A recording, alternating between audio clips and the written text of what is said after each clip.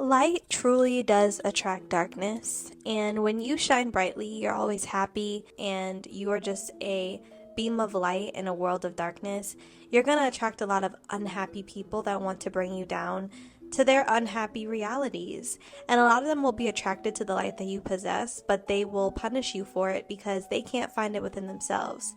And so you'll find that there will be people who will purposely draw you out, purposely provoke you, and purposely try to get you out of your character to show people around them and to prove to themselves that you are this low vibrational person, that basically you are who they are. And this is a form of identity swapping that people do very often that the average person doesn't really notice or pay attention to. And it's very sneaky. It's like they admire the fact that you walk with light. They admire that you are a very happy, positive person, which is hard to do.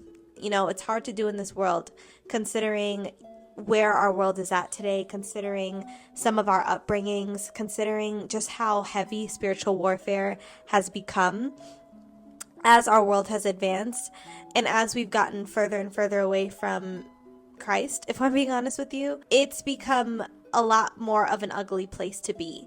And for you to be this person who's smiling, who has a great sense of humor, you're positive, you know, your light shines, and you are genuinely happy, you're going to genuinely piss people off. And when you're somebody that consistently shows up as bubbly, animated, happy, energized, ready to go, a lot of people will see that and want to get on your bad side. They want to see the other side of that. Because when you show up as this, people automatically want to somehow show it's an act. And in order to do that, they'll start plotting on how to get you to show the duality of your nature, because anybody who exhibits a high level of happiness and lightheartedness also has a very deep depth and a very deep dark side. And some people want you to be known for this dark side in an effort to isolate you because they see how loved and welcome you are when you're walking in this other side of yourself. And what they will do is act as though they are appreciative of the lighthearted, happy individual you are naturally, but whole time they're plotting on how they can use this relationship and proximity to try to get you to fall into that dark side, to have something negative to say about you, and then to make that the precipice of your presence and who you are as an individual. Happiness actually bothers a lot of people. Being happy with yourself, especially if you have identities people feel like you should be ashamed of, triggers them even more. And if you exist as somebody who unwrites a lot of the rules that are assigned maybe to the people group you represent, maybe you're supposed to be aggressive, you're supposed to be self-loathing, you're supposed to be downtrodden and sad, they will go out their way to try to work and make you align with the negative attributes placed upon you. And they'll often tell on themselves when they're aiming to do this. I always hear people just randomly say, I'd hate to be on your bad side. And whenever that comes up in conversation, that tells me that's exactly where they're trying to go. Because if I'm not showing any bad side and we're not even having a conversation about it, why do you want to see what I look like when I'm out of my own character? These people really do low-key admire you. Like, they are so in awe of how beautiful you are, how charismatic you are, how people receive you well, and again, how you are just a genuine happy person. They can't fathom how you are happy, and in their world, they're not. And we have to look at this from a broader spectrum. Think about the groups and the types of people who have attacked you for being happy. Let's peel back some layers. Because when I think to the people in the groups that tend to be pissed off at me for genuinely being happy, it's the people who were in my own community. So within the Black community, unfortunately, there are people who are not happy with their lives. This is even stemming from childhood.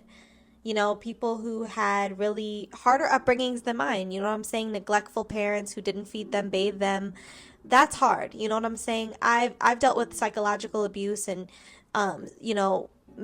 emotional abuse, but to be ignored as a kid and to have your needs not being met, that is hard. And so you're dealing with people like that at a young age who are just spiteful and angry at the world and not understanding their feelings yet. So they're taking it out on other little girls in the school.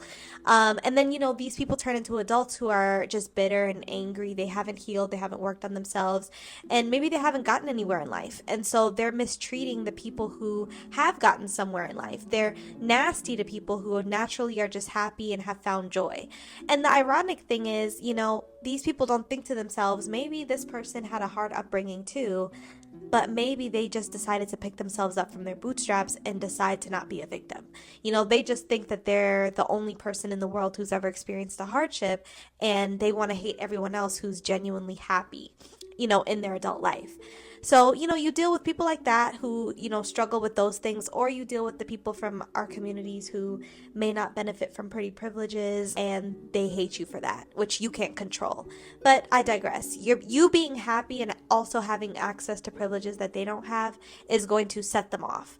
So, on one spectrum, that's the type of women that I've dealt with in this sort of scenario where it's like when I'm just being happy, they want to pick on me. It's like they want to clown me for being joyful.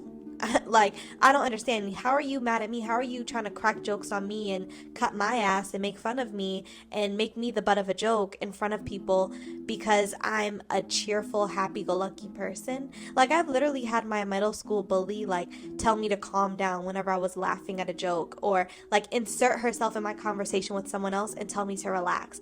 Like, girl, who the fuck are you? You know what I'm saying?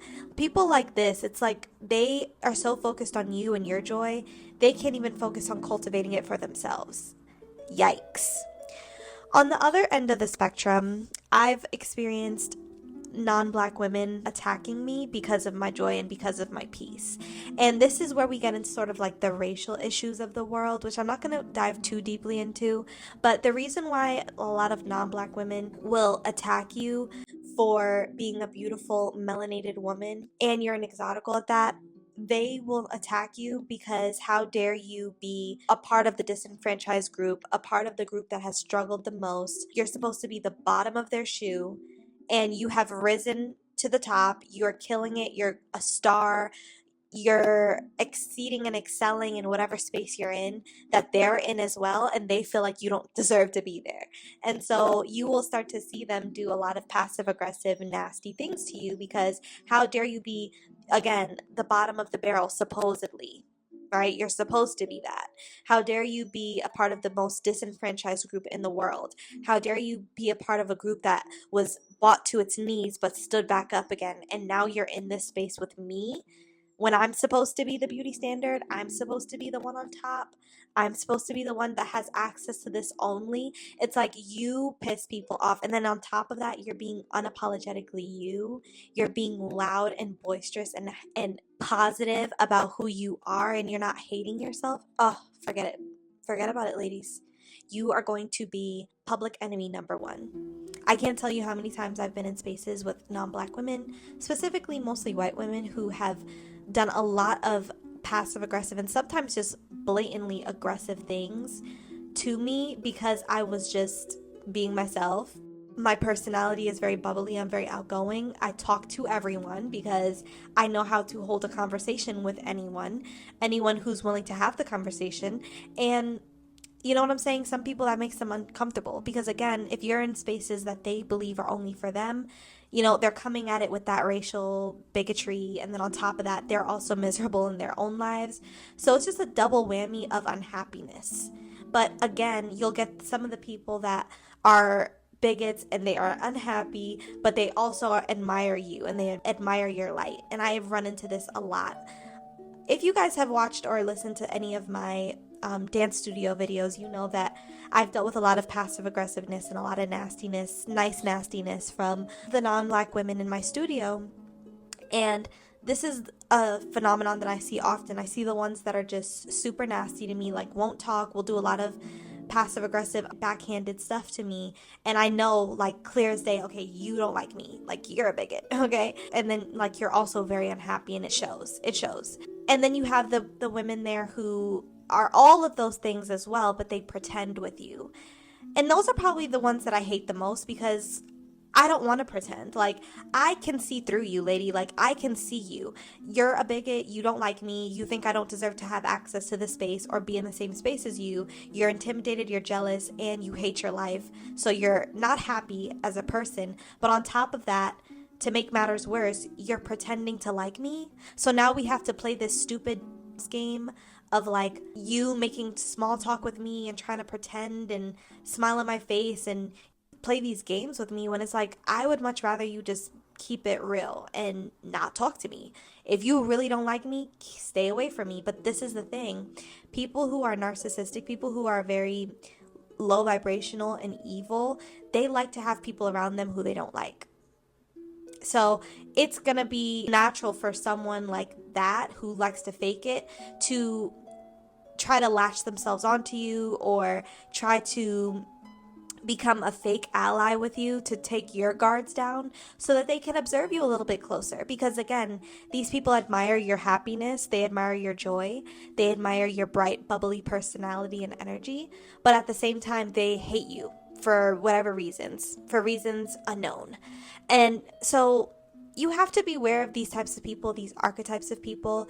Unfortunately, it's going to be coming from our community because we come from a community that is a crabs in the barrel type of mentality. So we're going to always be dealing with people who want to take you down a notch. Within the Black community, unfortunately, they're not going to want to see you happy. If you are happy and outgoing and bubbly and you make them uncomfortable, they're going to make it known that you're weird or there's something wrong with you, and they will try to, make you the face of a humiliation ritual or smear your name to isolate you further. And then when you're dealing with people from outside of the community, they're going to be extremely passive aggressive with you. They're going to do a lot of microaggressions. They're going to try to befriend you or act like they're an ally, but you're going to feel and see all of the signs that they actually don't mess with you like that. And it's going to be a very polarizing, confusing thing to deal with. But ladies, this is why we have this space, because we can talk about these nuanced conversations that not a lot of people can relate to.